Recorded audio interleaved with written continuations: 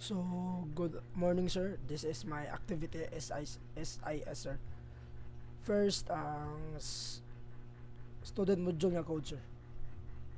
Sa main, sir, dira ang mga sir, mga library, sir.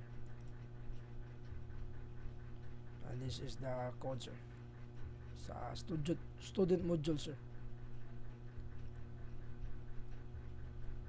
Public void fetch, sir. Public void clear. Public void alert. Public void alert. And then button update, sir. Arang update, sir. Arang button delete, sir. Arang ayang void delete, sir. Katong table student mouse click, sir. And button add, sir. Clear action, sir. Add student, sir. Now sa student, sir. Dress, sir. Now I will run this, sir.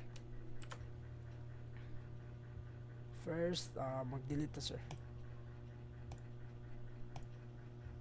Taas clear. Taas delete na ko ikaw, sir. Taas can pumunan 35. Ibalik ti ka, sir.